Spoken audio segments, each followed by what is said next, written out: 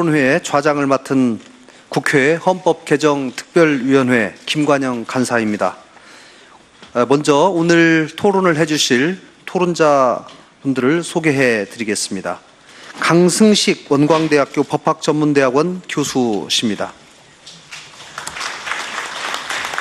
네, 김종환 KBS 전주 방송총국 기자이십니다.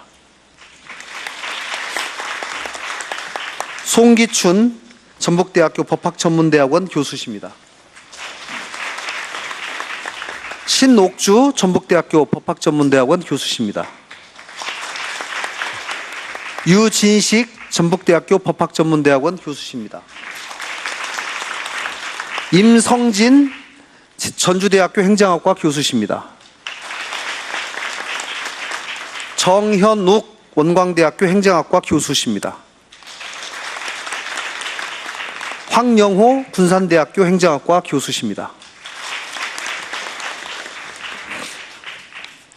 네, 오늘 토론회의 진행 방법에 대해서 간단히 소개 말씀드리겠습니다. 먼저 김성태 의원님께서 해주신 기조 발제 내용에 대해서 8분의 토론자께서 지정 토론을 먼저 해주시겠습니다. 지정 토론이 모두 끝나면 개헌특위위원, 국회의원 및 개헌특위 자문위원회 자유토론을 하도록 하겠습니다. 그리고 방청석 질의응답을 시작한 후에 적정 시점에 10분간의 휴식시간을 갖겠습니다. 휴식시간이 종료된 뒤에 방청석의 질의응답을 계속 진행하도록 하겠습니다. 현재 생방송이 진행 중이므로 지정토론 7분, 자유토론 및 질의 3분 등 발언 시간을 지켜주시기를 간곡히 부탁드립니다. 발언 시간 종료 1분 전과 종료 시에는 종소리 등을 통해서 각각 알려드리도록 하겠습니다. 그럼 먼저 강승식 교수님께서 토론해 주시기 바랍니다. 예, 지금 소개받은 원광대 강승식 교수입니다. 시간이 얼마 없는 관계로 바로 토론을 시작하도록 하겠습니다. 제가 이제 원래 맡은 부분은 총강하고 기본권 분야인데 논의 범위를 조금 넓혀서 정부 형태 부분에 대해서도 나름대로 좀 의견을 밝혀보겠습니다.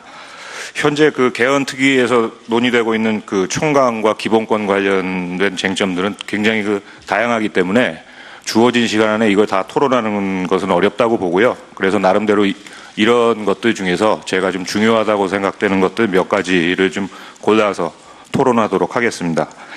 먼저 이제 총강 부분에서 좀 제가 주목되는 거는 헌법 전문에 부마 항쟁하고 5.18 민주화 운동 그리고 60 항쟁 등 이런 역사적 사실들을 이제 추가하는 문제입니다. 이런 사실들은 이제 한마디로 말씀드리면 자유민주주의에 대한 중대한 위협을 극복하기 위해서 시민들이 저항권을 행사한 사례라고 볼 수 있습니다. 원래 헌법 전문이라고 하는 건 특히 대한민국 헌법 전문은 자유민주주의를 이제 압축적으로 서술하는 그런 문장이라고 보시면 될 텐데 이제 이런 관점에서 보면 이런 사실들은 충분히 전문에 포함될 충분한 사례들이라고 저는 생각을 합니다. 특히 이제 이들 중에서 부마 항쟁하고 5.18 민주화 운동의 경우에는 저항권 행사가 설령 실패했다 하더라도 그것이 이제 정당한 저항권 행사였다면 사후에라도 법적 재판이나 입법을 통해서 법적 책임이 면제되어야 한다는 기본적인 저항권의 법리를 저희가 이제 재확인한다는 관점에서도 굉장히 의미 있는 일이 아닌가 이런 생각이 듭니다. 이제 다음으로 이제 기본권 부분에서는 제가 이제 한 3가지 정도를 좀 골라봤는데요. 첫째 이제 기본권 주체를 정하는 문제인데 저희가 헌법에 규정되어 있는 기본권은 어느 하나로 어떻게 획일적으로 정의를 할 수 있는 게 아니고 이거 좀 내용별로 나눠보면은요. 자유권, 평등권, 절차적 기본권, 참정권, 사회권 이렇게 다양한 성격들의 기본권으로 분류가 될 수 있는데 이들 중에서는 국민만이 누릴 수 있는 기본권이 있고 인간이라면 누릴 수 있는 기본권이 있습니다. 그래서 이런 성격들을 좀 감안을 해서 적절히 분류를 해서 기본권 주체를 좀 달리 정하는 것은 헌법적인 의미가 있지 않나 이런 생각이 좀 들고요. 그러니까 예컨대 참정권이나 사회권 같은 경우에는 외국인에게는 절대 인정할 수가 없겠죠. 그러니까 나머지 기본권들은 저희가 좀 면밀하게 검토하는 과정이 필요하다 이런 생각이 좀 들었습니다. 그 다음에 영장 신청 주체 이제 문제인데요. 이 문제는 현재 이제 저희가 그 논의하고 있는 검경 간의 권한 배분, 이 문제로 좀 접근을 하는 측면이 있는데, 저는 이 문제는 이런 기관의 권한 배분 문제가 아니라 그 시민의 인권 보장이라는 관점에서 좀 접근을 해야 된다고 생각을 합니다. 좀 이런 관점에서 보면 영장 청구권자가 늘어난다는 것은 저희가 아무래도 좀 시민의 자유라는 측면에서는 좀 우려할 만한 일이기 때문에 좀 신중한 접근이 필요하지 않을까 생각됩니다. 다만 이 문제가 이제 나오게 된 배경에는 검찰 조직이 관련된 사건에서 경찰이 영장을 신청을 해도 검찰에서 받아주질 않는다. 이제 이게 상당히 큰 요인으로 지적이 되고 있는데, 저도 이 문제에 대해서는 굉장히 문제점이라고 생각을 합니다. 근데 이 문제는 저희가 이제 개헌이 아니라 형사소송법 개정을 통해서도 얼마든지 경찰이 이의 제기를 할 수 있는 그런 절차를 마련할 수 있기 때문에 헌법에서 굳이 이거를 빼야 하는, 그 검사의 영장 청구 절차를 빼야 하느냐, 이 문제에 대해서는 좀 저는 좀 신중해야 된다, 이렇게 좀 생각이 들고요. 그 다음에 이제 제가 다음으로 이제 좀 살펴보는 문제는 그 여러 가지 이제 기본권을 새로 이제 신설하고 추가하는 이제 그런 문제인데요. 이거는 나름대로 이걸 만약에 규정을 한다면 변화하는 현실을 이제 헌법이 반영을 한다, 이런 측면에선 굉장히 선언적으로 의미는 있다고 생각합니다. 그런데 이게 과연 실효성이 있느냐?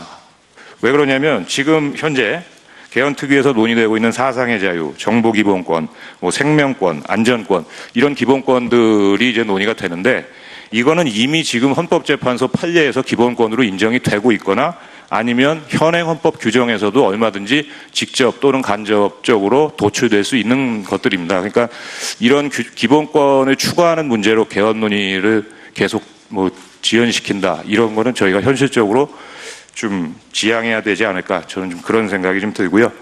이제 마지막으로 이제 통치구조, 저는 이제 통치구조 중에서도 좀 권력구조, 정부 형태의 문제에 대해서 좀 말씀을 드리고 싶은데, 지금 현재 5년 단임제 대통령제에 대해서는 이게 제왕적 대통령이다, 이런 여러 가지 비판이 제기되고 있는 것이 사실입니다. 그래서 제가 이렇게 볼 때는 가장 유력한 대안으로 지금 나오고 있는 게 분권형 대통령제 같은데, 저는 이 분권형 대통령제에 대해서 한 2가지 정도 좀 문제점을 지적을 하고 싶습니다.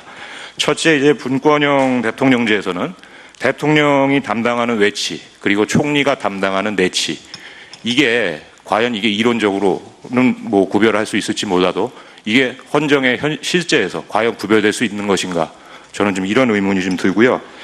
그 다음에 2번째로 제가 좀 말씀드리고 싶은 건, 분권형 대통령제가 의도하는 것은 대통령과 총리 사이에 안정적인 권한 배분, 이거 같습니다. 그런데 이것 역시 이론상으로는 그럴 수 있을지 몰라도 헌법 현실에서 과연 그럴 것이냐, 저는 좀 그건 좀 어렵다고 좀 생각이 됩니다. 왜 그러냐면 분권형 대통령제에서 이게 결정적인 이제 변수가 되는 것은 의회 선거인데요.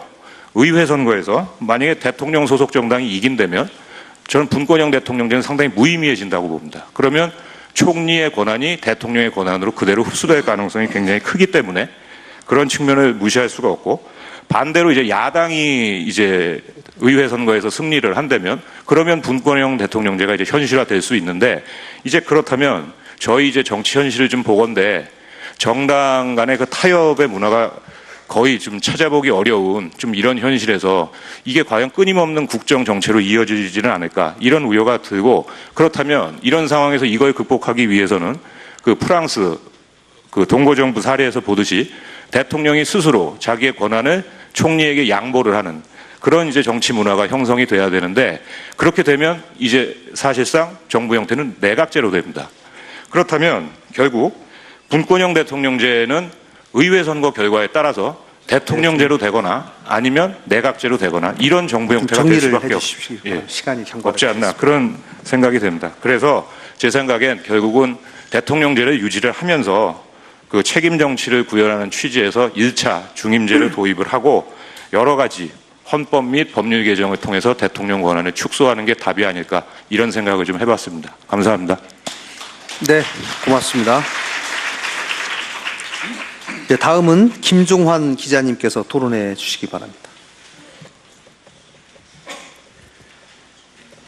네, 오늘 토론회에서 지방 분권 분야 지정 토론을 하게 된 전주 KBS 김종환 기자입니다. 반갑습니다.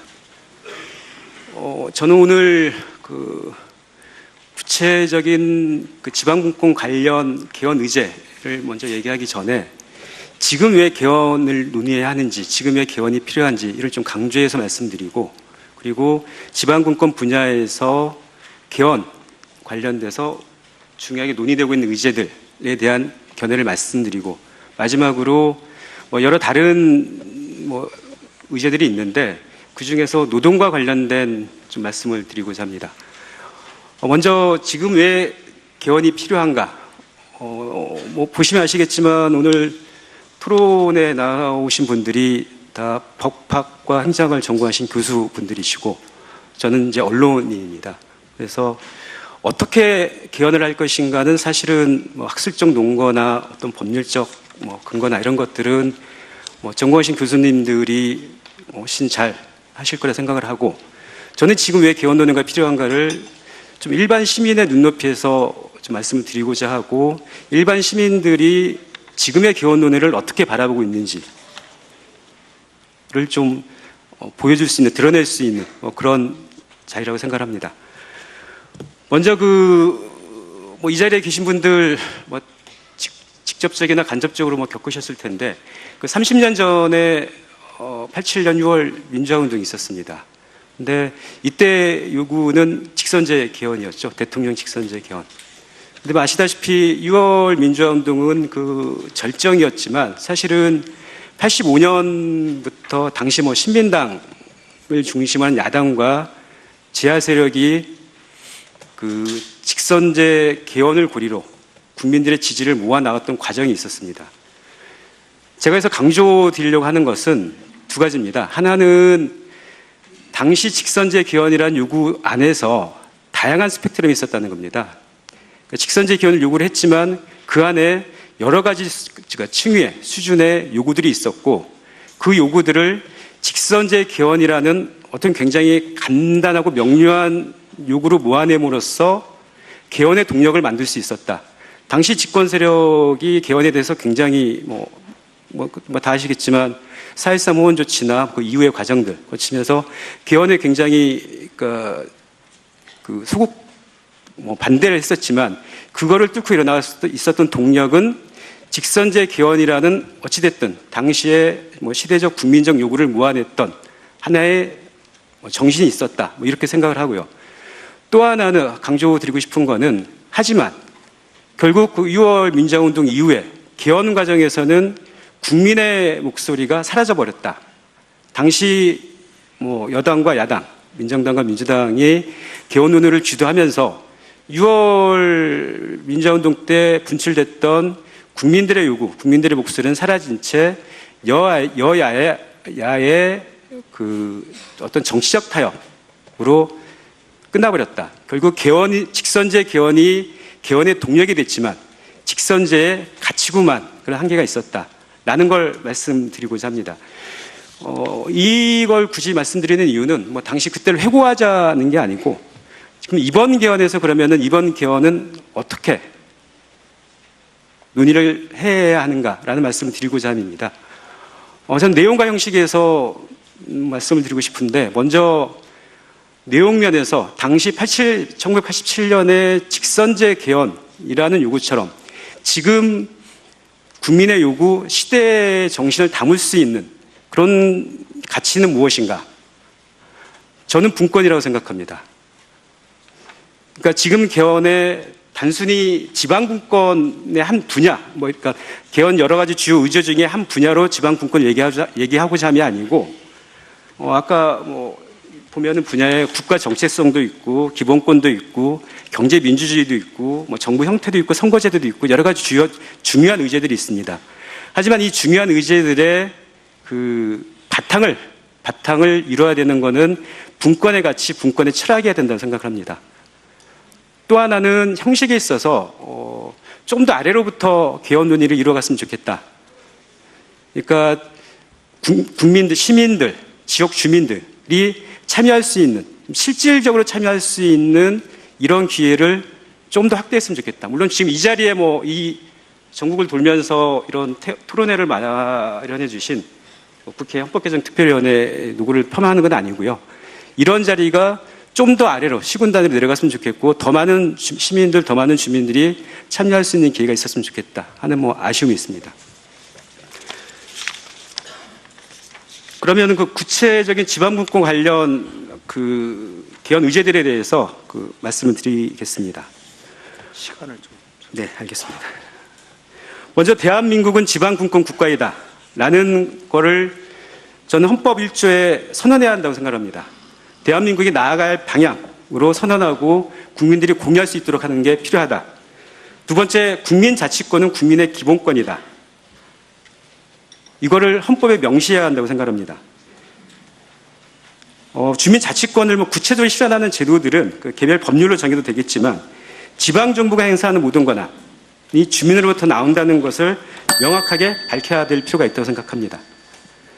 세 번째로 지방정부 자치입법권은 실질적으로 보장돼야 합니다. 지금은 그 법령의 범위 안에서만 뭐 이루어지면서 중앙정부와 갈등이나 마찰이 굉장히 심합니다.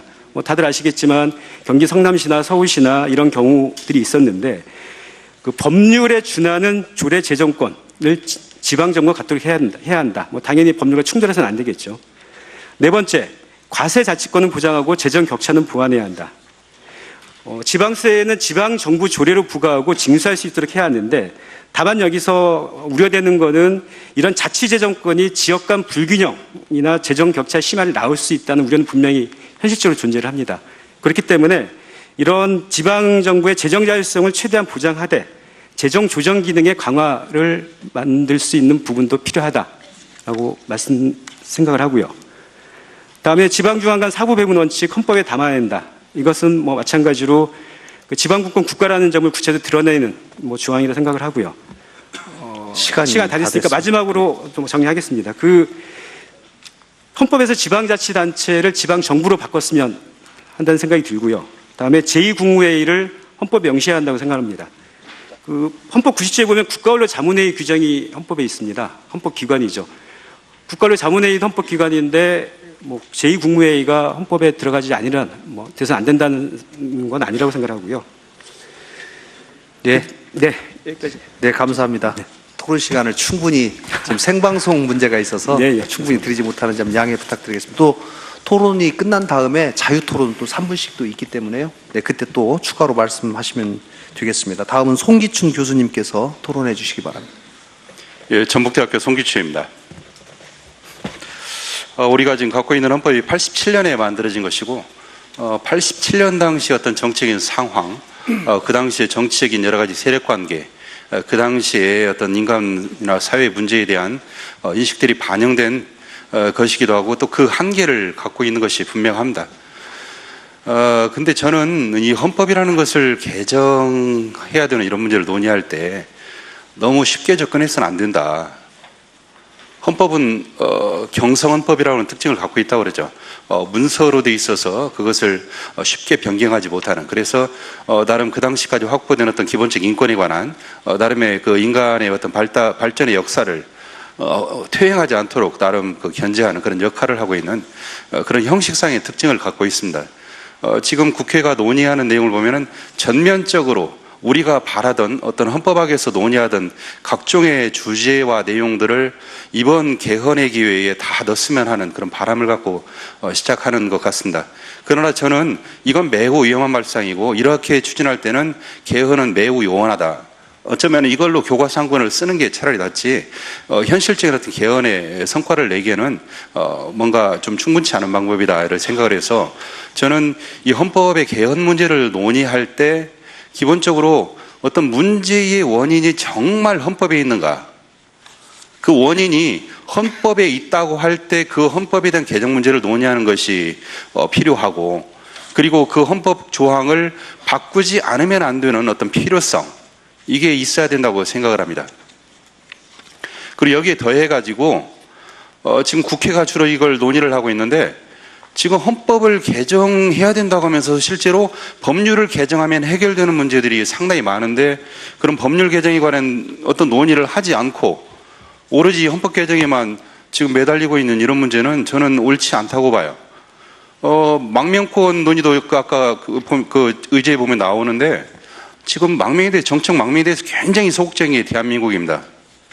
그래서 그 문제를 이제 국회에서도 굉장히 의원에 따라서 법무부의 그런 태도를 질타하기도 하고 그런 게 있습니다만은 좀 그런 정책 망명에 대해서 굉장히 소극적인 여러 가지 이유에서 그러겠습니다만은 그런 태도를 갖고 있고 이걸 법적으로 해결하고자 하는 국제인권법적인 그런 기준에 비춰도 굉장히 부족한데 이런 것들을 해결하는 그런 접근 방법을 취하지 않고 지금 헌법에다 망명권을 신설하겠다는 이런 발상이 사실은 굉장히 어떻게 보면 무모한 것일 수도 있다고 생각합니다. 저는 국회야말로 법률로서 정말 할 수 있는 것은 해보고 그래도 안 되는 그런 부분에 대해서 헌법 개정을 얘기하는 이런 태도가 오히려 지금 주도하는 기관의 입장에서는 옳은 태도다.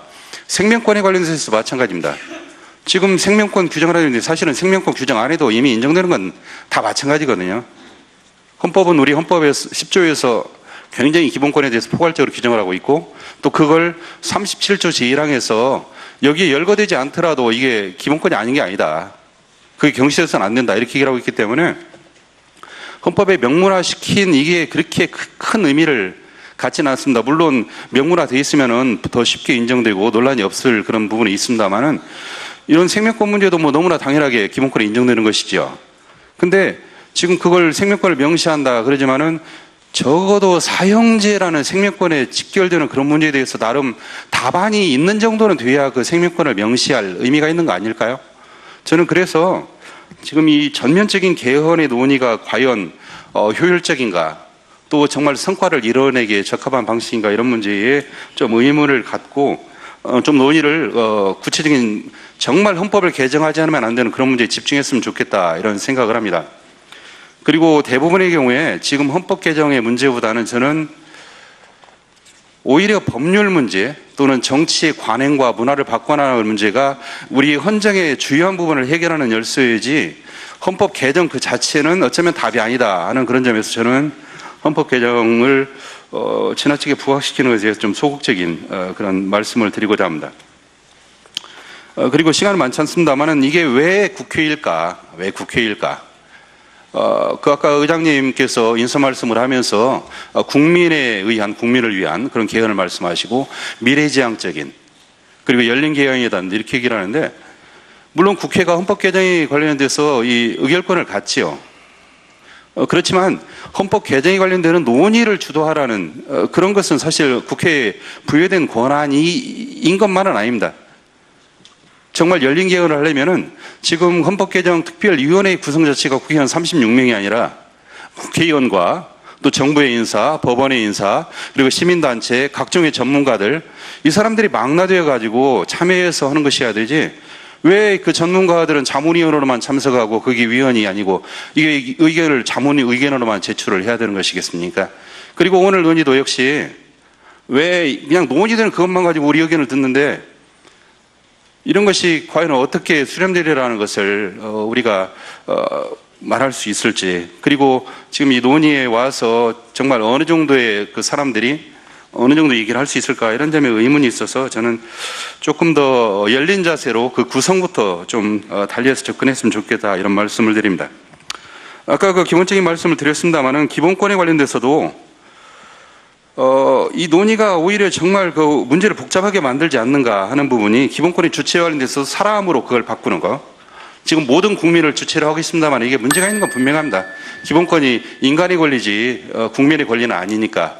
근데 또 기본권 가운데서는 또 국민만 누리는 것으로 이야기되는 기본권이 있는데 이걸 사람으로 바꾸고 국민으로 바꿀 때 어떤 것은 이게 사람이 주체가 될 수 있는지 아니면 국민만이 주체가 되는 건지 여기에 대해서 논란이 있는 거라면은 그 부분 문제 때문에 사실은 괜히 전체를 사람으로 바꾸는 이런 문제가 오히려 그 논의가 장애를 받을 수도 있다. 차라리 그냥 놔두는 것도 방법이고 해석의 문제에 맡겨서 하는 거. 지금 헌법재판소가 얼마나 이런 주체 문제에 대해서 널리 얘기를 하고 있습니까? 아까 영장 문제는 그런데 그리고 지금 헌법 29조 2항이 군인 군무원의 국가배상 청구권을 제한하는 조항이고 이게 1971년 유신헌법 전야에 이 위헌 판결이 내려지면서 이걸 유신헌법에다 넣어가지고 지금 헌법까지 왔고 이게 우리 헌법의 어떤 문제 조항 중에 하나로 이렇게 얘기를 합니다. 근데 저는 이건 그냥 거기에 대해서 어떤 국가배상을 제한하는 것이지 이게 그 군인 군무원 등에 대해서 보상을 일반인보다 더 낮게 좋게 아니면 일반인에 준해서 그 액수를 정하는 것 자체를 금지하고 있는 건 아니거든요. 터무니없는 액수로만 이 보상을 해주라는 그런 의미가 결코 아니기 때문에 국회에서 이런 국가유공자 예우에 관한 법률 같은 걸 개정해가지고 그 보상의 수준을 상당한 정도로 높이는 그런 접근 방식을 취하면은 사실은 29조 2항은 저는 전혀 문제가 되지 않는 부분이다. 시간이 지금 이미 경과가 예, 예. 됐습니다. 그래서 그리고 그 27조 2항이나 이런 문제들도 예. 이 일반 국민에 대한 군사재판의 문제 이런 것들도 조금 지금 전혀 언급이 없는데 그런 문제도 접근했으면 좋겠다 이런 생각을 합니다. 네, 자세한 감사합니다.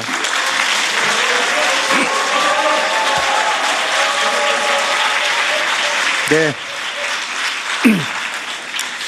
이 송 교수님 굉장히 많은 양의 토론문을 준비해 오셨는데요. 배포해드린 자료 45페이지부터 86페이지까지 한번 읽어보시면 전체적으로 많은 토론을 실제로 준비를 해오셨습니다.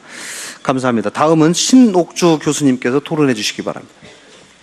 안녕하세요. 전북대학교 신옥주입니다. 반갑습니다. 저는 87쪽부터 제 토론문이 있으니까 참조를 해주시길 바랍니다.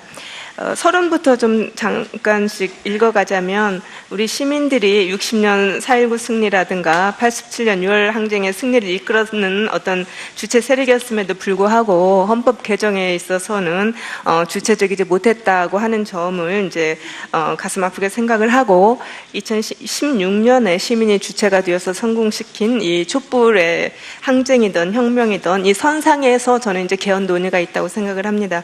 그래서 이 개헌 논의에 있어서는 시민이 무엇보다도 주체가 되어야 한다는 것이 가장 핵심적이다 이렇게 생각을 합니다. 아까 송기춘 교수님께서도 말씀을 하셨지만 우리가 개헌 논의를 하기 전에 중요한 건 왜 개헌을 해야 하는가, 이 전 정부의 실패가 헌법 때문인가, 헌법이라면 어느 부분인가에 대한 명확한 분석이 반드시 있어야 된다고 생각을 하고, 저는 꼭 그렇지는 않다는 그런 생각을 이제 하고는 있습니다. 우리 헌법에서 그러면 어떤 점을 고치면 좋겠다고 하는 것도 역시 토론을 통해서 좀 합의를 할 필요가 있고, 전면적인 어떤 개헌은 바람직하지 않다고 하는 그런 시각을 가지고 있습니다. 그래서 이것이 이제 시민으로부터 개헌 논의가 이루어져야 되기 때문에 국회 차원에서도 열심히 하시는 것을 저는 이제 긍정적으로 보지만 시민사회들에서도 다양한 소그룹 규모의 토론회들이 이제 개최되어야 한다고 생각을 합니다. 그리고 개헌에서 항상 중요한 것이 선거제도를 함께 갖고 가지 않으면 개헌을 통해서 이루려고 하는 많은 것들이 어떻게 보면 신기루다고 생각을 합니다. 왜냐하면 우리가 뭐 무슨 위원회를 구성을 해서 법관도 선출하자, 뭐 별 것들을 다 하고 위원회 구성을 의회에 맡긴다든가 의회에서 선출한 몇 인을 넣자 이렇게 하는데, 우리의 선거제도 자체가 그렇게 민주적이지 않습니다. 몇몇 큰 정당들이 독과점을 하고 있는 상태에서 그러면 역시 몇몇 큰 정당들에게 굉장히 많은 이제는 독립적 위원회까지도 손을 뻗을 수 있는 그런 구도들을 만들어 주기 때문에 선거제도 논의와 개헌 논의가 연결되지 않으면 상당히 위험하다, 저는 이제 그렇게 생각을 합니다. 그래서 선거제도에 대한 논의가 그리고 합의가 있고 난 다음에 개헌을 해야 되고, 또 개헌의 시기를 뭐 내년 지방선거에 연동한다든가 이렇게 시점을 못 박는 것은 별로 바람직하지는 않다고 생각을 합니다. 이 개헌 논의가 활성화되는 것은 우리 시민들이 만든 어떤 개헌안이 실제로 헌법이 되라고 하는 그러한 의도보다는 이것을 통해서 민주시민으로 거듭나게 하고, 이 민주시민이 국가에 대한 견제 세력으로, 통제 세력으로 자랄 수 있도록 하는 교육의 장이 되기 때문에 그런 차원에서도 이제 매우 바람직하다고 생각을 합니다. 기본권 주체에 대해서 잠깐 살펴보았습니다. 기본권 주체에 대한 현재 이제 모든 사람의 권리인가 국민의 권리인가로 주체를 재규정하려고 하는데, 제가 생각하기에는 이제 독일식의 그 기본권 주체를 본을 보고 이제 그렇게 얘기를 하고 있는 것 같습니다.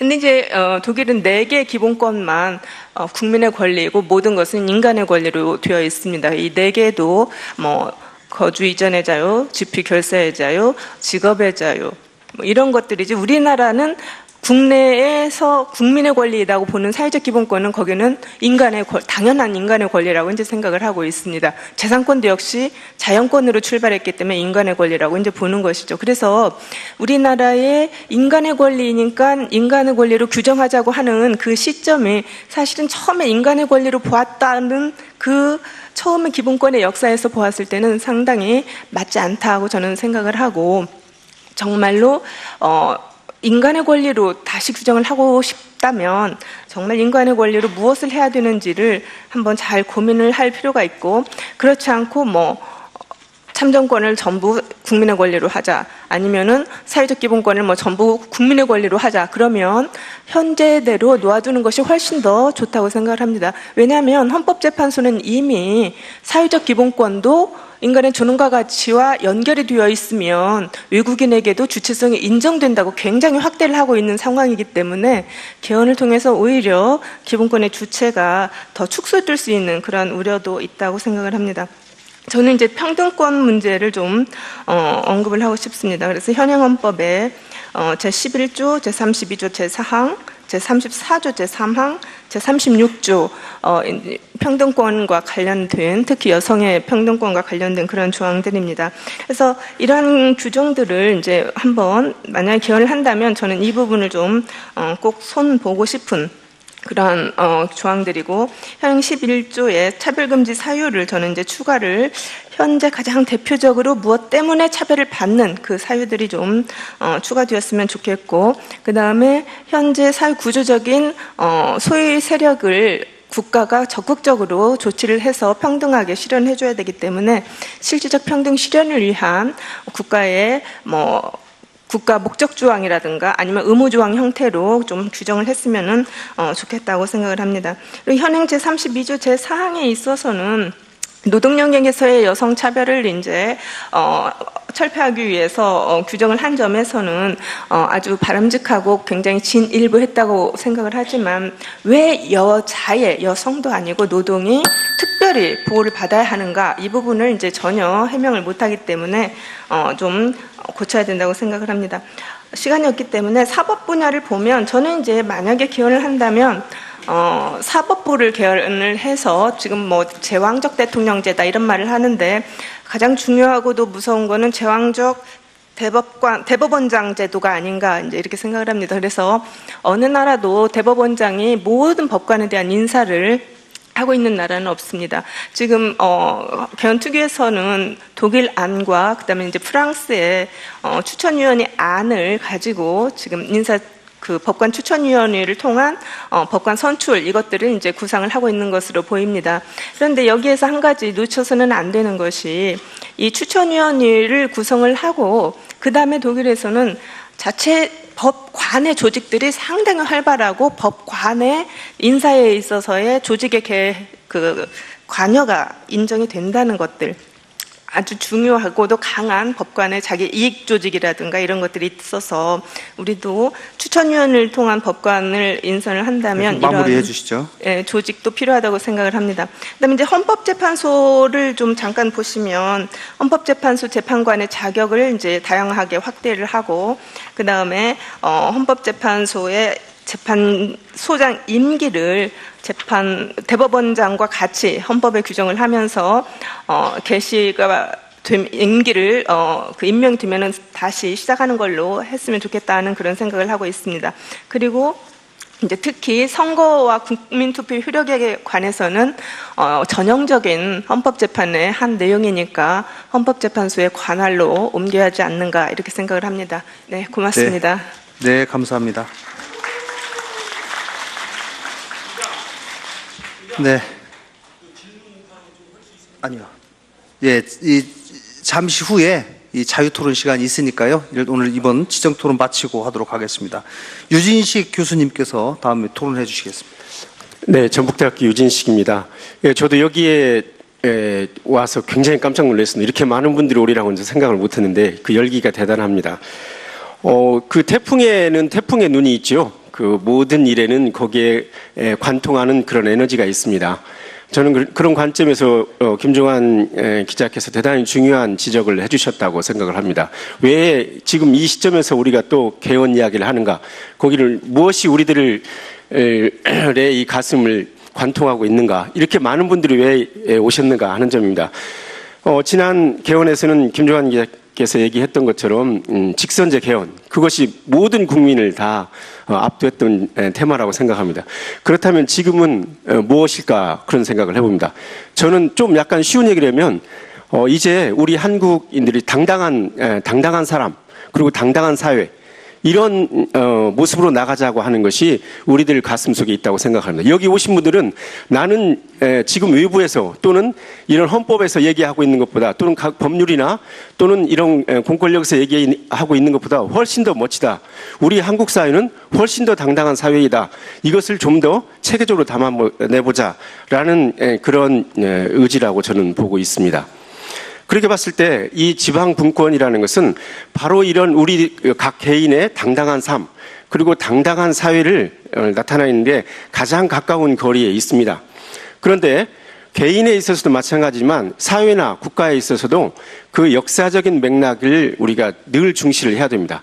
그 역사적인 개인사나 또 그 사회가 겪어온 그런 체험을 넘어서는 것은 대단히 어렵습니다. 그래서 지금까지 그 많은 우리가 위원회 또 학자 캠페인 그걸 동원해서 지방분권 지방자치 균형 발전에 대해서 정말로 많은 분들이 이야기를 하고 해왔습니다. 여기에 계신 분들 다 전문가십니다.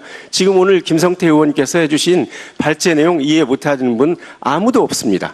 그렇지만 왜 지금까지 그런 우리가 이렇게 외쳐왔는데 왜 이루어지지 않았을까? 저는 여러 가지 이유가 있지만 크게 두 가지라고 저는 역사적인 관점에서 봤습니다. 하나는 우리가 식민지 법문화의 영향입니다. 우리 한국 사회는 이걸 대단히 유쾌하지 않은 사실이지만 식민지 시대에 영향을 강하게 받고 있습니다. 그래서 그 가운데 일본의 지방 제도라는 것은 국가 주도의 그런 산업화 내지는 성장 유지의 발전을 하기 위해서 지방을 강하게 지배하는 그런 전형적인 중앙 집권적인 지방 제도를 채택해 왔습니다. 근데 우리나라의 경우에 오히려 해방 후에 일본은 대단히 많은 개정을 해서 변화가 해왔는데 우리 한국은 오히려 그 식민지 시대에 있었던 그것보다 훨씬 더 강화하는 내용의 그런 법 개정 조사도 있었습니다. 예를 들면 직무이행 명령 제도 같은 경우는 일본에서 들여온 제도인데 그것을 훨씬 더 뒤틀어서 왜곡된 형태로 도입을 했습니다. 뭐냐면 일본의 경우에는 직무이행 명령 제도라는 것은 정부의 기관 위임 사무를 지방자치단이 이행하지 않았을 때 먼저 정부가 그걸 최고재판소에 소를 제기를 합니다. 그래서 거기서 판결문을 받아가지고 그것을 집행하는 것이 직무이행 명령 제도입니다. 근데 우리나라 같은 경우는 아예 중앙정부에서 자치단체에 이행을 명령을 하고 그리고 단체장으로 하여금 그 소송을 하도록 하는 이런 정도로까지 아주 더 훨씬 더 왜곡된 형태의 일본의 지방제도를 받아들였습니다. 그런데 이것은 우리나라의 해방 이후에 이제 그 3공화국 헌법부터 더 본격적으로 그렇게 바뀌었지만 권위주의 정부의 그 전략과 맞아떨어져서 식민지 시대의 그런 지방자치제도가 그대로 명맥을 유지하고 있는 것입니다. 그래서 왜냐하면 지방을 장악하지 않으면 전체적인 국가의 그런 전략이나 이런 부분에서 이른바 일사불란하게 움직일 수 없다라는 그런 관점에서 지금까지의 그런 강한 중앙 집권 제도를 유지를 하고 있습니다. 또 그것이 하다 보니까 또 기득권이 생기게 되고 특히 중앙에 있는 관료들은 지방을 관리하기가 아주 쉽습니다. 그래서 심지어 지방자치단체 우리 직원들이 헌법 외에 행자부의 지침이 있다라고 얘기를 합니다. 그렇기 때문에 아무리 우리가 이 헌법을 개정한다, 법을 개정한다 하더라도 우리가 그걸 전부 다 열기로서 또 우리 모두가 그런 당당한 삶, 당당한 사회를 바란다는 그런 우리가 자각이 없이는 그런 법 개정만으로는 될 수 있는 그런 문제가 아니라고 생각해요. 이 문제는 우리가 전부 다 같이 이해를 해야 됩니다.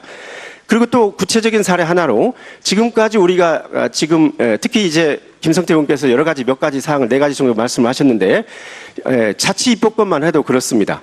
지금 현재 우리 헌법에 규정되어 있는 117조와 118조 그 규정이 있는데 117조를 우리가 권한 부여 기능이라고 얘기를 합니다. 그리고 118조를 방어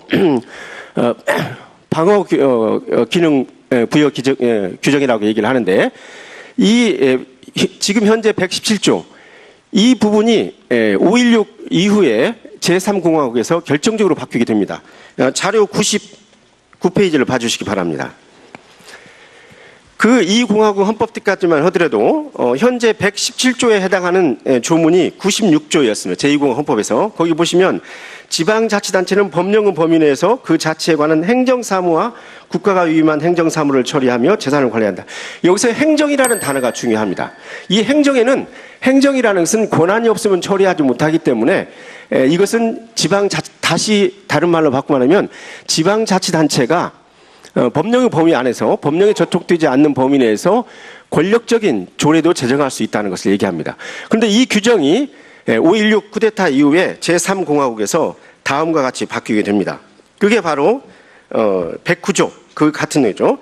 지방 109조에 나와 있는데 지방자치단체는 주민의 복리에 관한 사무를 처리하고 재산을 관리하며 법령의 범위 안에서 자치에 관한 규정을 제정할 수 있다라고 해서 복리에 관한 사무 처리, 재산 관리 이것은 서비스 행정입니다. 권력 행정을 할 수 없다는 것입니다. 여기서부터 결정적으로 바뀌어가지고 지금까지 이어오고 있습니다.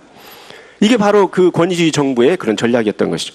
그래서 우리가 이런 지금 역사적인 물론 여러 가지 요인도 있지만 우리가 이런 역사적인 맥락을 우리가 철저히 이해를 하고 제가 아까 말씀드린 그런 당당한 우리 개인 그리고 당당한 삶 그걸 위한 관점에서 우리가 이 지방 분권도 바라봐야 된다. 이상 마치겠습니다. 네, 대단히 감사합니다. 네, 다음은 임성진 교수님께서 토론해 주십시오. 예, 안녕하십니까. 저는 정당 선거를 좀 중점적으로 이야기를 하고 뭐 필연적으로 권력 구조하고 연결이 되어 있기 때문에 그 문제를 제가 언급을 해야 되는데 개헌에 대한 필요성과 방향에 대해서 잠깐 언급을 하고 들어가는 게 좋겠다는 생각이 들었습니다. 사실 앞에서도 나왔지만은 87년 헌법 체제에 대한 개헌입니다. 이것은 그 당시에 30년 전의 시대 정신을 반영한 헌법이었고 지금의 시대적 상황과 가치에 맞는 새로운 규정을 저희가 만드는 고민을 하고 있는 게 아닌가. 결국은 법이라는 것은 정치적 산물의 결과물이기 때문에 그 상황을 반영하는 그런 개정이 저희가 논의 대상이라고 생각을 합니다. 그래서 우리가 그러면 현재의 과거 8년 체제와 지금의 헌법적 논의를 저희들이 하는 고민의 지점이 어떤 점이 차이점인가 저는 이제 몇 가지로 정리를 할 때 앞에서도 그런 언급이 있었습니다만은 사실 80년 체제의 가장 중심이 됐던 시민들이 이 권력 구조에서는 철저하게 소외가 됐던 이러한 현상들이 굉장히 왜곡된 그런 한국의 민주주의 구조를 낳았던 이런 문제들. 그러니까 그런데 그게 이제 촛불 과정을 거치면서 사실은 시민들 스스로의 힘에 의해서 시민들에게 권력이 정치가 힘을 준 게 아닙니다. 사실은 시민들 스스로가 주체가 되어가고 이런 것들이 이제 특히 이제 근래 4차 산업혁명 이야기를 합니다만 기술 자본주의와 결합을 하게 되면서 시민들이 자체적인 네트워크를 형성하게 되고 더 많은 정보를 시민들이 활용하게 되면서 실제로 과거처럼 권력에 이렇게 종속되지 않고 오히려 권력보다도 더 시민들이 더 많은 이런 정치적인 행위들을 하게 되는 그러니까 굉장히 시민들 자체가 정치 권력을 갖게 되는 이런 상황입니다. 이게 그래서 사실은 그러한 현상의 변화가 지금의 개헌에 대한 논의도 이루어지고 있다고 생각을 합니다. 그래서 사회가 시민들이 중심이 되게 되면은 거기에 맞는 새로운 사회 시스템도 갖춰지는 거고 과거의 중앙 집중적이고 굉장히 규모에 의한 이런 사회 시스템에서 분산화되고 또 그것이 네트워크로 연결되어 있는 이런 사회 시스템으로 굉장히 빠르게 지금 바뀌어 나가고 있기 때문에 이런 변화들을 패러다임의 전환을 헌법에서 담아야만 된다는 게 저희들 과제라고 저는 믿고 있습니다. 그래서 그렇게 되면은 이제 지방분권 개헌을 우리가 이야기를 합니다만은 사실은 지방분권 개헌이 시민들이 자기가 주인되는 주민들이 자치권을 행사할 수 있는 가장 근간이 되는 법적 정신을 마련해 달라는 사실은 시민들의 요구입니다. 그래서 개헌에 대한 국민들의 지지도가 높은 것도 사실은 저는 그런 측면이라고 보고 있는데요.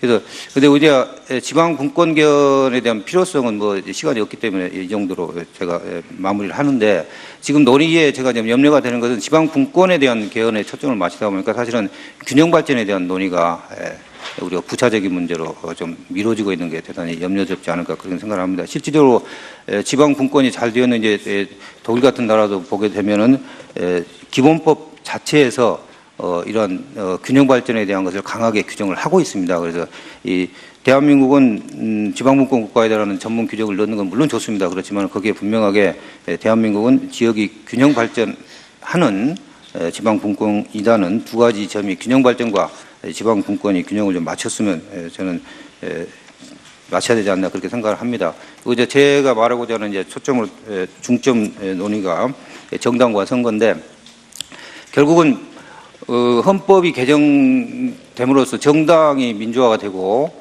선거가 변화가 되지만 사실은 헌법을 아무리 우리가 시대정신에 맞게 변화를 시켜도 그 의미가 살아나기가 어렵게 되어 있습니다. 그래서 정당에 대한 민주화가 굉장히 중요한데, 그러기 위해서 먼저 뭐 독일식 시스템을 우리가 많이 이야기를 합니다만은 비례대표제를 도입을 하는 게 대단히 중요하다. 저는 선거제도에서. 그래서 단순히 이건 선거제도뿐이 아니라 좀 더 가능하다면은 헌법적 가치로 이런 정신을 담을 필요가 있다고 생각을 합니다. 현재 한국 정치가 가지고 있는 수많은 문제는 사실은 이러한 선거제도 개혁을 통해서 일정 부분, 물론 뭐 만병통치약은 아닙니다만은 해결을 할 수가 있다고 봅니다. 그래서 뭐 비례대표제의 장점에 대해서는 뭐 다들 알고 계시기 때문에 제가 뭐 다시 반복할 필요는 없을 것 같고요.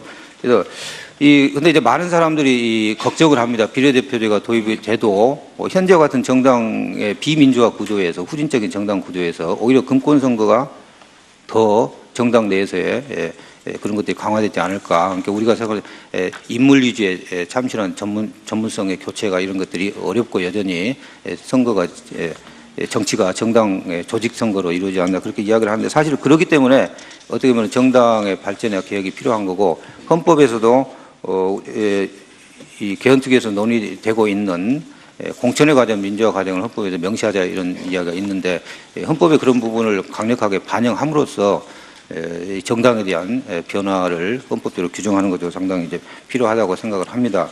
그리고 정당 정치가 발전하기 위해서는 결국은 시대가 굉장히 다양하고 빠르게 변화하면서 사람들의 이런 욕구나 가치가 굉장히 다양해지고 있는데, 그게 정당에서도 그대로 반영이 되고 있는, 그러니까 정당도 과거처럼 단일화된 몇 개의 정당이 아니라 굉장히 그 시대의 가치에 따라서 다양화된 이런 정당들 구조가 형성이 되고 있습니다. 그래서 실질적으로 민주주의가 정당 정치가 발달한 유럽이나 이런 나라들을 보게 되면 정치 구조가 굉장히 다양하고 거기에 맞는 권력 구조 시스템이 갖춰져 있습니다. 그래서 저희도 현재의 이런 변화에 맞는 권력 구조를 과감하게 고민을 해야 될 시점이 아닌가. 아직도 이제 저희 같은 경우는 전통적인 중앙집주적 체제에 영향을 많이 받고 있기 때문에 대통령제에 대한 미련이 굉장히 많습니다, 사실은. 그런데 내각제라든가 권력이 분산되는 이런 체제가 가지고 있는 여러 가지 장점에 대해서 깊은 고민을 지금 해야 될 시점이 아닌가 그렇게 생각을 합니다. 내각제가 가진 가장 큰 장점은 아까 말씀드린 대로 권력의 집중 현상을 해소를 실 수가 있고, 또 현재 굉장히 빠르게 변화하는 이런 속도에 대해서 굉장히 유연하고 빠르게 대처를 할 수 있다는 거죠. 관료주의 체제에서 이제 의원 중심으로 넘어가기 때문에. 그리고 또 하나는 한국 정치 구조가 가지고 있는 큰 문제점이 지역주의 구조를 내각제 구조를 통해서 상당히 해소할 수가 있습니다. 시간이 굉장히 짧기 때문에 아쉽습니다만은 한간에서는 내각제가 지역 구조를 강화시킨다고 이야기를 하지만은 사실은 유럽의 경우는 정반대 현상을 결과적으로 보이고 있습니다. 그래서 뭐 지금 시간이 다 됐기 때문에 하여튼 정당과 민주주의 발전은 권력 구조와 맞물려서 논의가 됐으면 하는 게 제 바람입니다. 이상입니다. 네, 감사합니다. 네, 다음은 정현옥 교수님께서 토론해 주시기 바랍니다. 네, 저 원광대학교 행정학과 정현옥 교수입니다. 저보다 앞서서 우리 김종환 기자님 그리고 우리 윤진식 교수님께서 지방 분권과 관련된 헌법 개정이 어디로 가야 하는가 말씀을 드리는 것을 상당히 거시적인 차원에서 말씀을 하셨어요. 그래서 저는 그 논의보다는 조금 아래로 좀 내려와서 현실적으로 우리가 어떤 것들을 헌법 개정을 하게 된다면 고려를 해야 하는가 하는 것을 말씀을 드리도록 그렇게 하겠습니다. 그래서 제가 그 자치입법권, 자치재정권, 그리고 자치조직권 세 곳에만 초점을 맞추도록 하겠습니다. 그리고 자치사법권 같은 경우는 아직 논란의 여지가 많이 있는 것이고 정리된 것이 없기 때문에 그 부분은 제가 논의해서 제외하도록 그렇게 하겠습니다. 자, 자치입법권, 그러니까 지방정부한테 조례를 제정할 수 있는 권한을 부여를 했어요.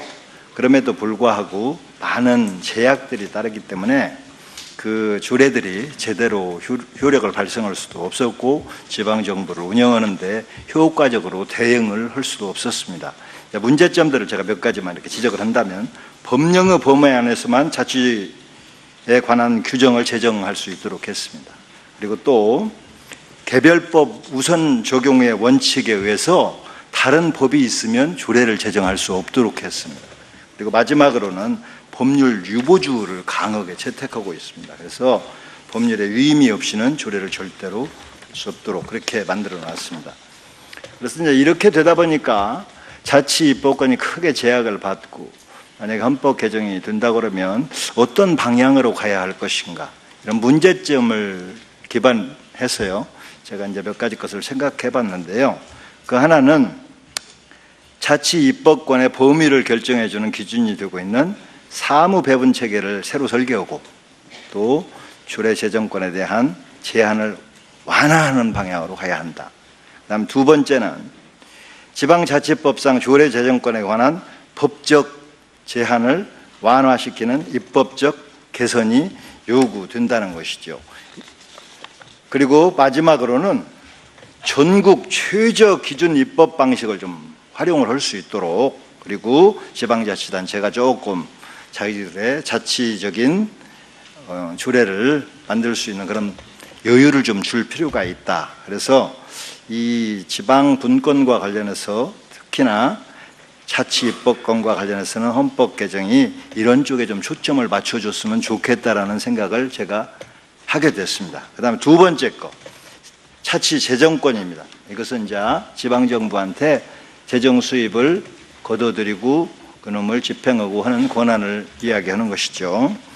그런데 이것도 재정권을 상당한 부분을 우리 지방정부한테 주었음에도 불구하고 여전히 많은 제약이 있어서 제대로 탄력적으로 운영을 못한다는 것이죠. 그래서 그 문제점들을 제가 몇 가지 이렇게 살펴를 봤어요.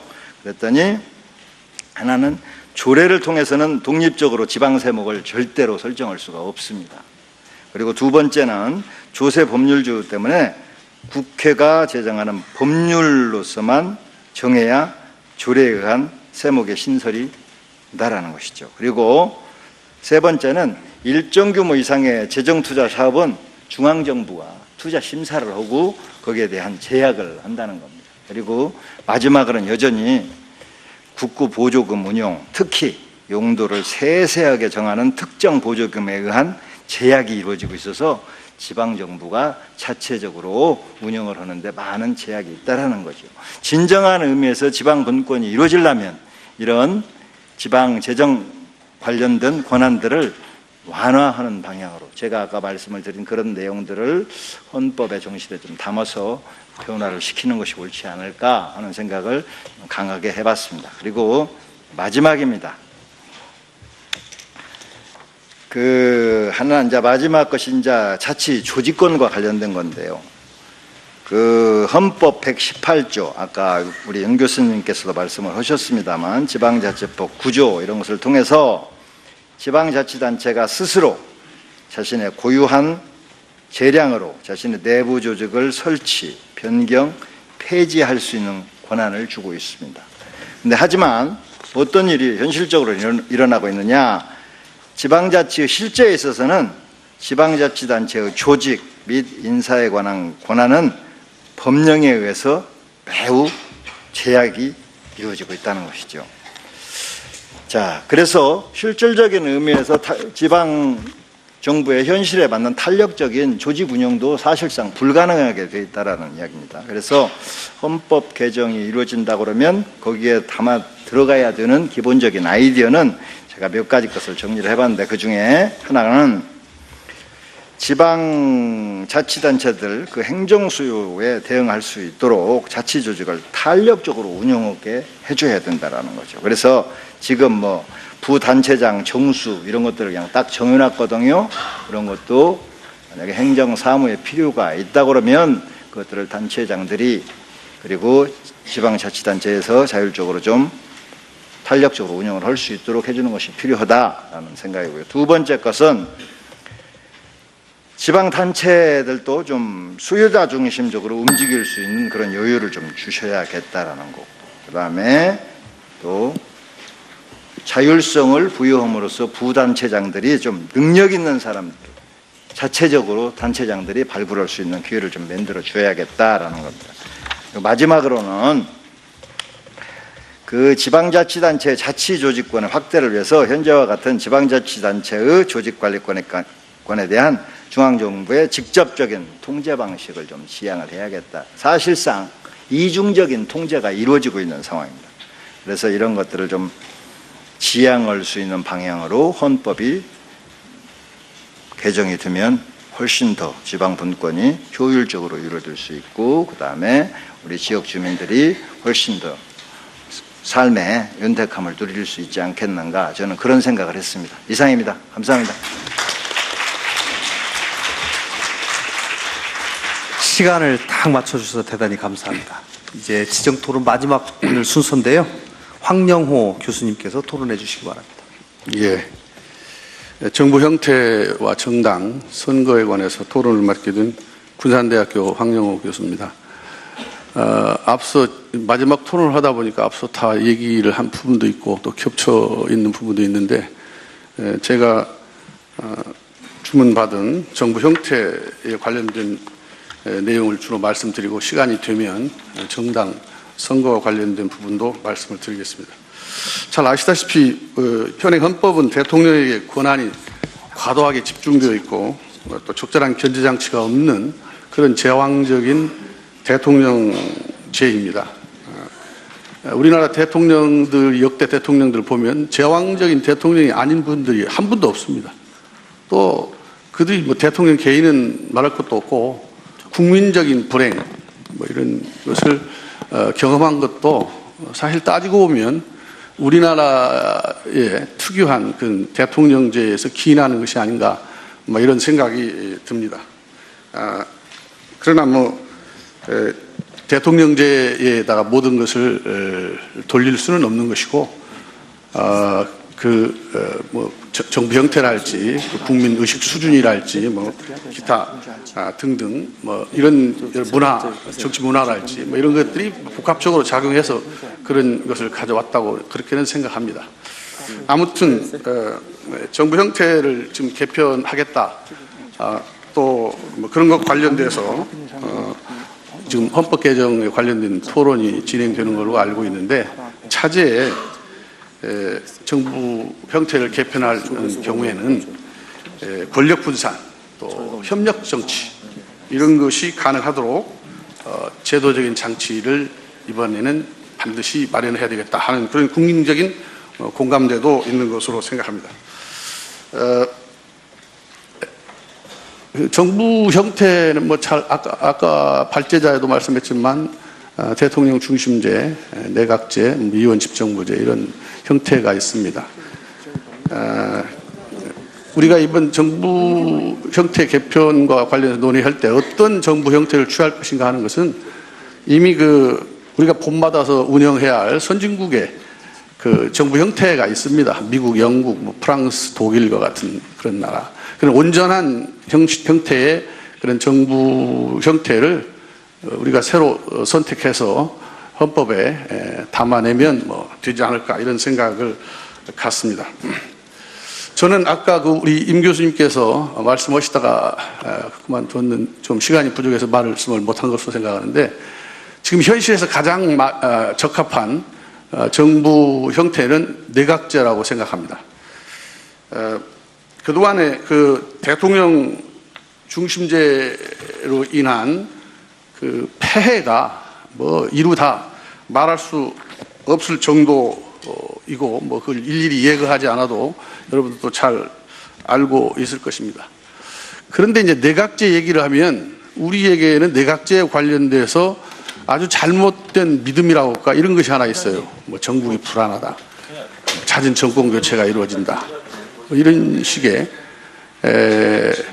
뭐 이것은 박정희가 이제 군사 쿠데타 일으켜가지고 제가 초등학교 들어가기 직전 해입니다만은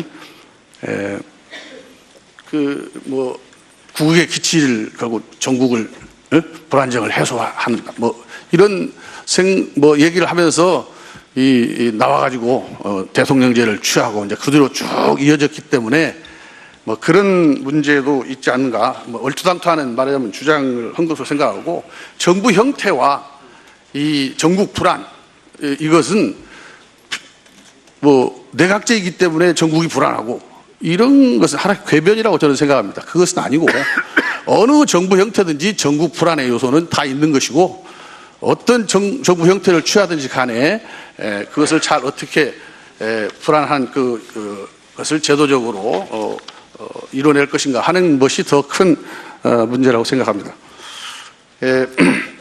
미국과 같은 온전한 말하자면 그 민주주의가 잘 발달되고 대통령제가 잘 이루어질 이런 나라가 아닌 나라에서 선출되어 있는 대통령제, 이것은 틀림없이 제왕적인 대통령이 되고 권력을 남용하고 뭐 이런 것을 우리가 수도 없이 봤죠.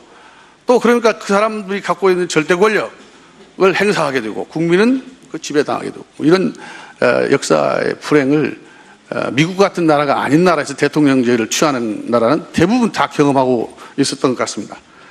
절대 권력이 절대 부패한다는 로버트 액튼경의 얘기를 들지 않아도 우리가 지금 현 시점에서 이 권력의 분산의 문제, 또 협력의 정치의 문제, 뭐 이런 차원에서 보더라도 이번 정부 형태의 개편은 대통령제의 뭐 개선 이런 것이 아니고 내각제로의 완전한 정부 형태를 취하는 것이 바람직하지 않은가 그런 생각이 듭니다. 시간이 자꾸 가네요.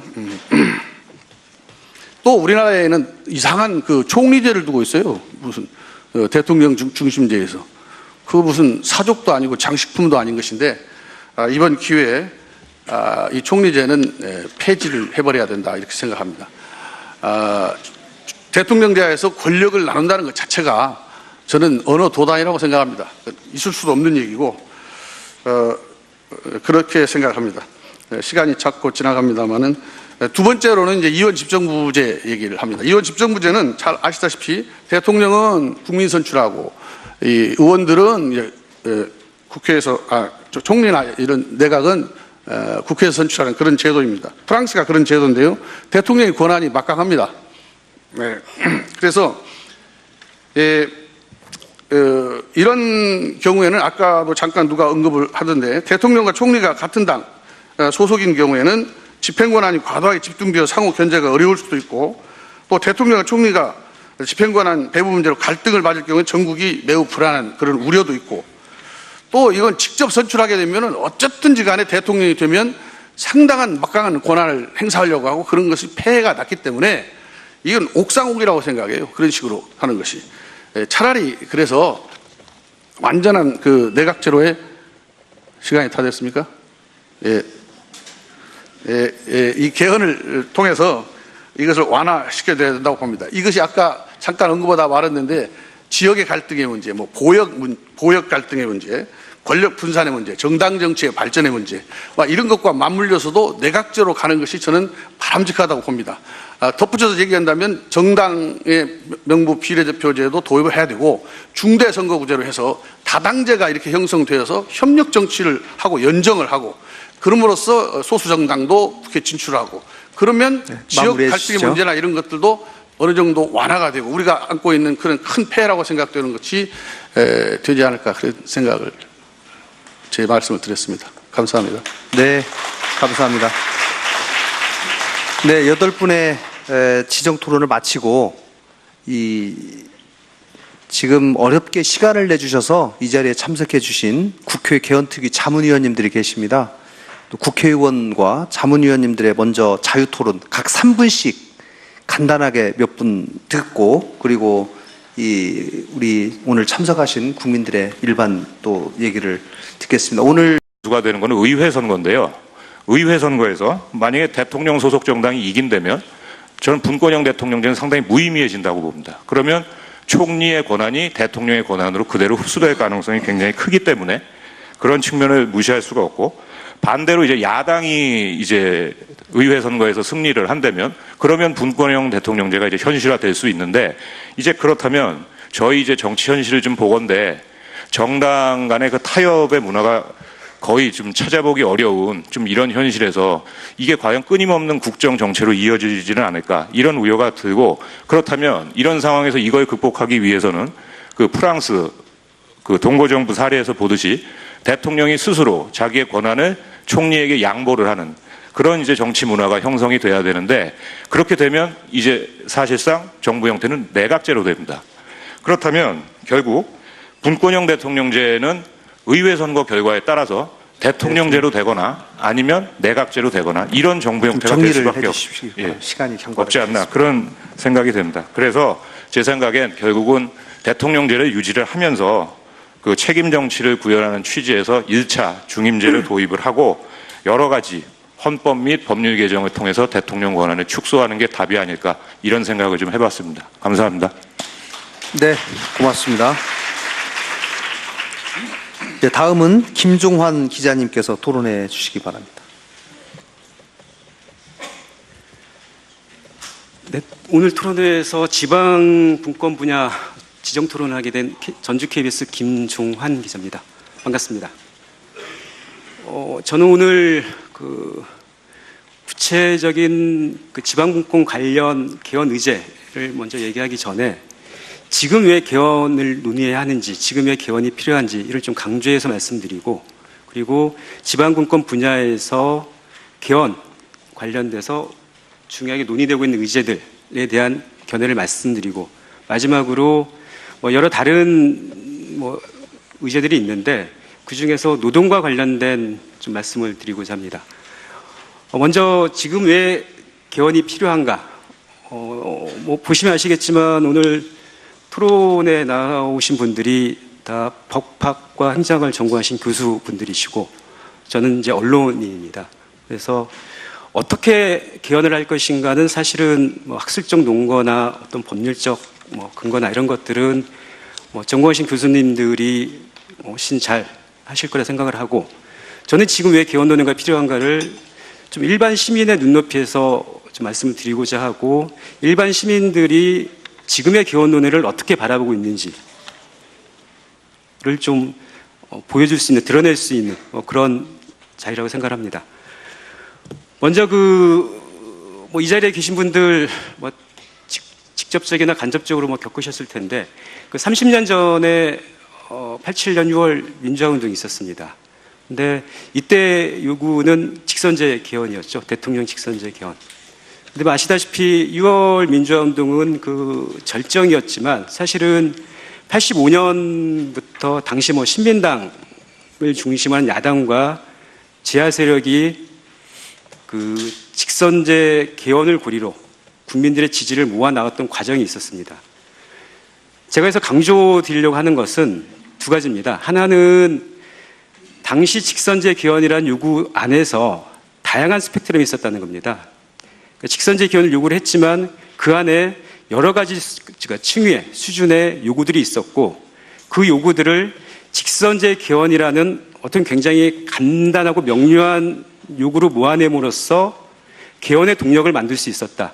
당시 집권 세력이 개헌에 대해서 굉장히 저희가 헌법에 규정되어 있는 기본권은 어느 하나로 어떻게 획일적으로 정의를 할 수 있는 게 아니고, 이거 좀 내용별로 나눠 보면은요, 자유권, 평등권, 절차적 기본권, 참정권, 사회권, 이렇게 다양한 성격들의 기본권으로 분류가 될 수 있는데, 이들 중에서는 국민만이 누릴 수 있는 기본권이 있고 인간이라면 누릴 수 있는 기본권이 있습니다. 그래서 이런 성격들을 좀 감안을 해서 그 적절히 분류를 해서 기본권 주체를 좀 달리 정하는 거는 헌법적인 의미가 있지 않나 이런 생각이 좀 들고요.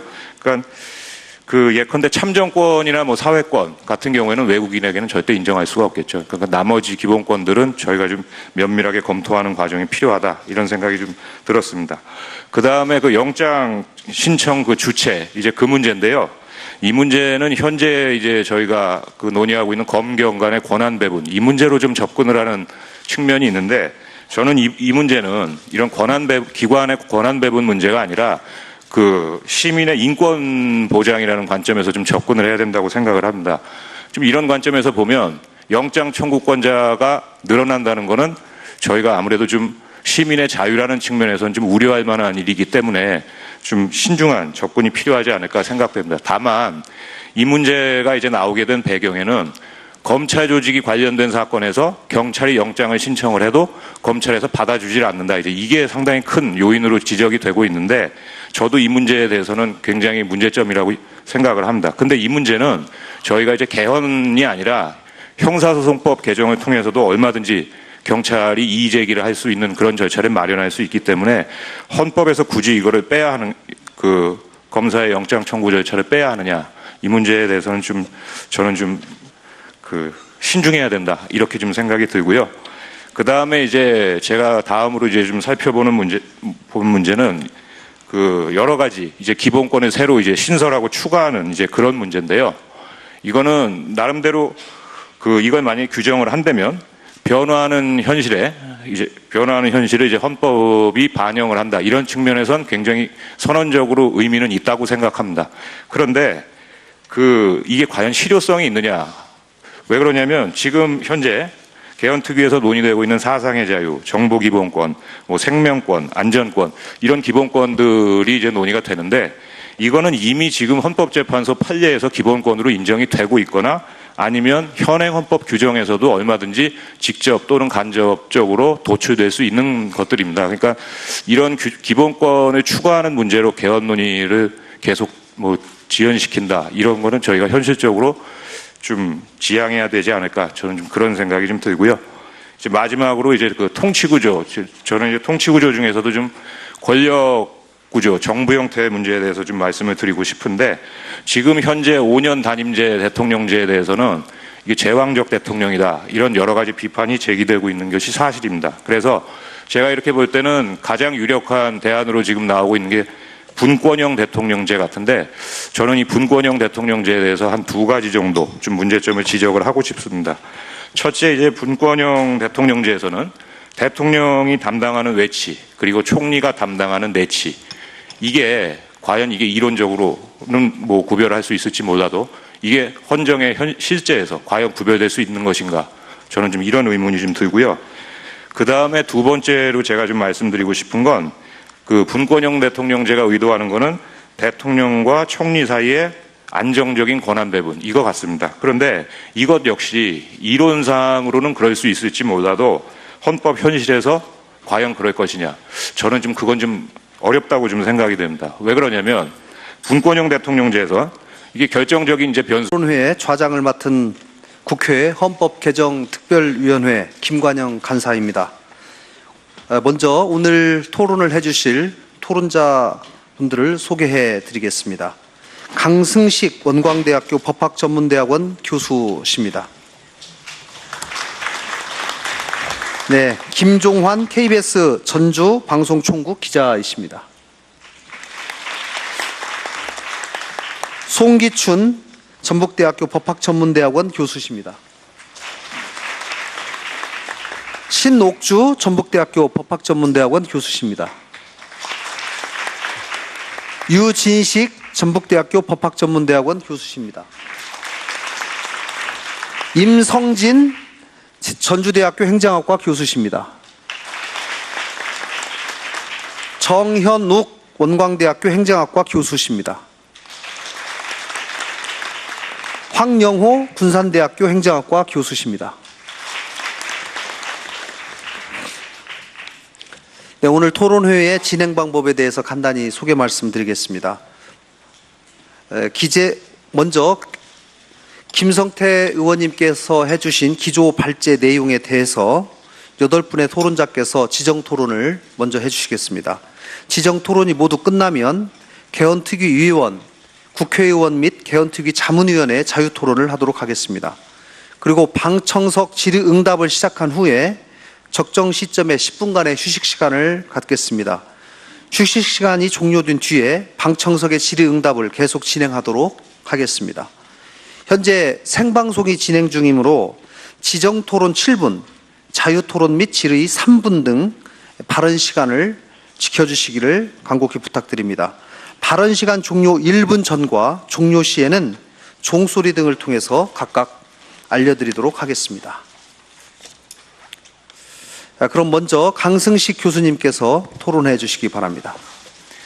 예, 지금 소개받은 원광대 강승식 교수입니다. 시간이 얼마 없는 관계로 바로 토론을 시작하도록 하겠습니다. 제가 이제 원래 맡은 부분은 총강하고 기본권 분야인데 논의 범위를 조금 넓혀서 정부 형태 부분에 대해서도 나름대로 좀 의견을 밝혀보겠습니다.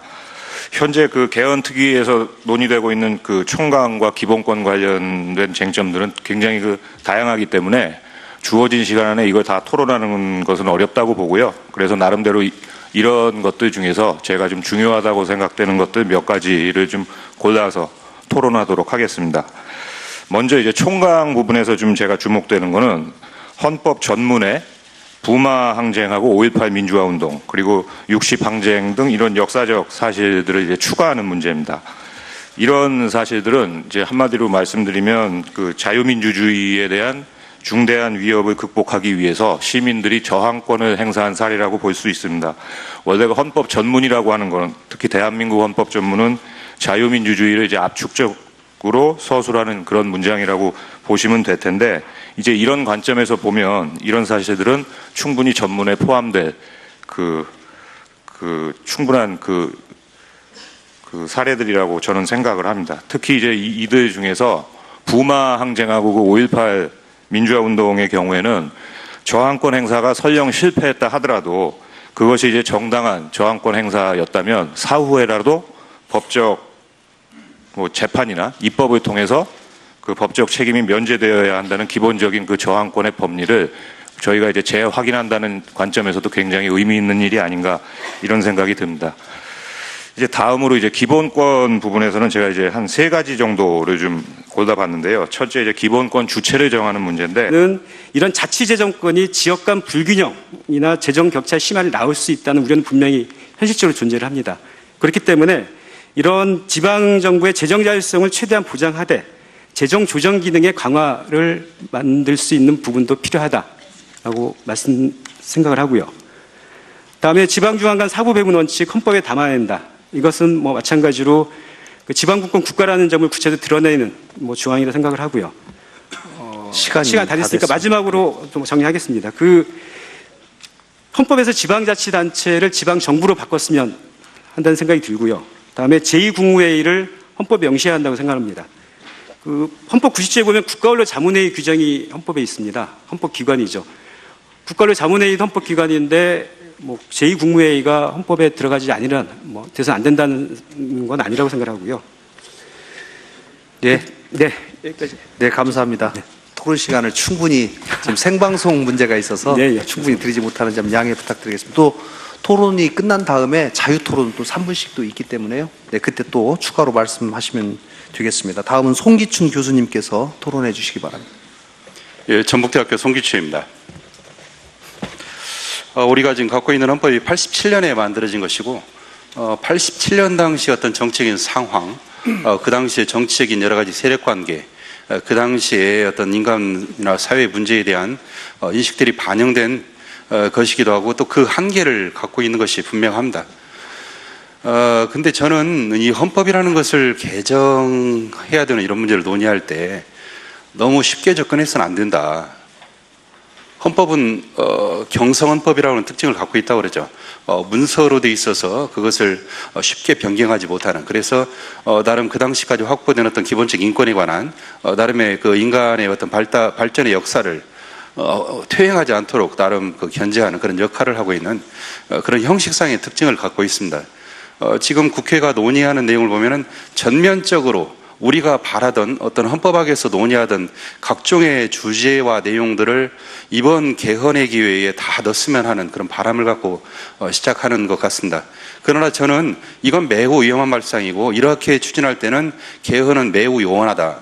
어쩌면 이걸로 교과상권을 쓰는 게 차라리 낫지 현실적인 어떤 개헌의 성과를 내기에는 뭔가 좀 충분치 않은 방법이다 이런 생각을 해서 저는 이 헌법의 개헌 문제를 논의할 때 기본적으로 어떤 문제의 원인이 정말 헌법에 있는가, 그 원인이 헌법에 있다고 할 때 그 헌법에 대한 개정 문제를 논의하는 것이 필요하고, 그리고 그 헌법 조항을 바꾸지 않으면 안 되는 어떤 필요성, 이게 있어야 된다고 생각을 합니다. 그리고 여기에 더해가지고 지금 국회가 주로 이걸 논의를 하고 있는데, 지금 헌법을 개정해야 된다고 하면서 실제로 법률을 개정하면 해결되는 문제들이 상당히 많은데, 그런 법률 개정에 관한 어떤 논의를 하지 않고 오로지 헌법 개정에만 지금 매달리고 있는 이런 문제는 저는 옳지 않다고 봐요. 망명권 논의도 아까 그 의제에 보면 나오는데, 지금 망명에 대해, 정책 망명에 대해서 굉장히 소극적인 게 대한민국입니다. 그래서 그 문제를 이제 국회에서도 굉장히 의원에 따라서 법무부의 그런 태도를 질타하기도 하고 그런 게 있습니다만은, 좀 그런 정책 망명에 대해서 굉장히 소극적인 여러 가지 이유에서 그러겠습니다만은 그런 태도를 갖고 있고, 이걸 법적으로 해결하고자 하는 국제인권법적인 그런 기준에 비춰도 굉장히 부족한데, 이런 것들을 해결하는 그런 접근 방법을 취하지 않고 지금 헌법에다 망명권을 신설하겠다는 이런 발상이 사실은 굉장히 어떻게 보면 무모한 것일 수도 있다고 생각합니다. 저는 국회야말로 법률로서 정말 할 수 있는 것은 해보고, 그래도 안 되는 그런 부분에 대해서 헌법 개정을 얘기하는 이런 태도가 오히려 지금 주도하는 다 아시겠지만 4.13 호원 조치나 그 이후의 과정들 거치면서 개헌에 굉장히 소극 반대를 했었지만, 그거를 뚫고 일어날 수 있었던 동력은 직선제 개헌이라는 어찌됐든 당시에 시대적 국민적 요구를 모아냈던 하나의 정신이 있었다, 이렇게 생각을 하고요.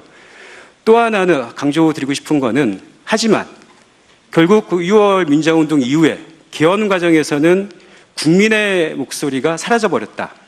당시 여당과 야당, 민정당과 민주당이 개헌 논의를 주도하면서 6월 민주화운동 때 분출됐던 국민들의 요구, 국민들의 목소리는 사라진 채 여야의 그 어떤 정치적 타협으로 끝나버렸다. 결국 직선제 개헌이 개헌의 동력이 됐지만 직선제의 가치구만 그런 한계가 있었다.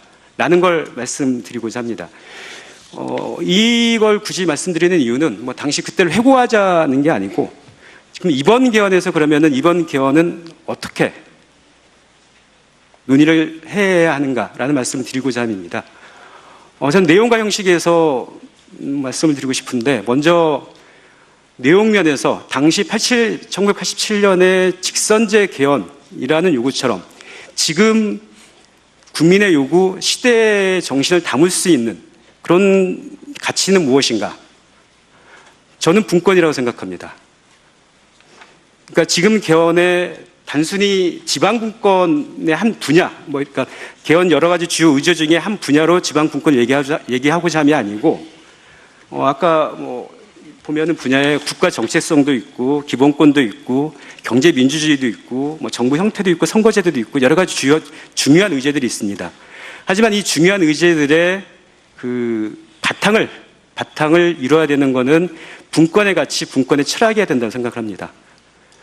또 하나는 형식에 있어서 좀 더 아래로부터 개헌 논의를 이루어갔으면 좋겠다. 그러니까 국민들, 시민들, 지역 주민들이 참여할 수 있는, 실질적으로 참여할 수 있는 이런 기회를 좀 더 확대했으면 좋겠다. 물론 지금 이 자리에 이 전국을 돌면서 이런 토론회를 마련해 주신 국회 헌법개정특별위원회 누구를 폄하하는 건 아니고요. 이런 자리가 좀 더 아래로 시군 단위로 내려갔으면 좋겠고, 더 많은 시민들, 더 많은 주민들이 참여할 수 있는 기회가 있었으면 좋겠다 하는 아쉬움이 있습니다. 그러면 그 구체적인 지방분권 관련 그 개헌 의제들에 대해서 말씀을 드리겠습니다. 시간을 좀. 네, 알겠습니다. 먼저 대한민국은 지방분권 국가이다. 라는 거를 저는 헌법 1조에 선언해야 한다고 생각합니다. 대한민국이 나아갈 방향으로 선언하고 국민들이 공유할 수 있도록 하는 게 필요하다. 두 번째, 국민자치권은 국민의 기본권이다. 이거를 헌법에 명시해야 한다고 생각합니다. 주민자치권을 구체적으로 실현하는 제도들은 그 개별 법률로 정해도 되겠지만 지방정부가 행사하는 모든 권한이 주민으로부터 나온다는 것을 명확하게 밝혀야 될 필요가 있다고 생각합니다. 세 번째로 지방정부 자치입법권은 실질적으로 보장돼야 합니다. 지금은 그 법령의 범위 안에서만 이루어지면서 중앙정부와 갈등이나 마찰이 굉장히 심합니다. 다들 아시겠지만 경기 성남시나 서울시나 이런 경우들이 있었는데 그 법률에 준하는 조례 제정권을 지방정부가 갖도록 해야 한다. 당연히 법률과 충돌해서는 안 되겠죠. 네 번째, 과세자치권은 보장하고 재정 격차는 보완해야 한다. 지방세는 지방정부 조례로 부과하고 징수할 수 있도록 해야 하는데 다만 여기서 우려되는 것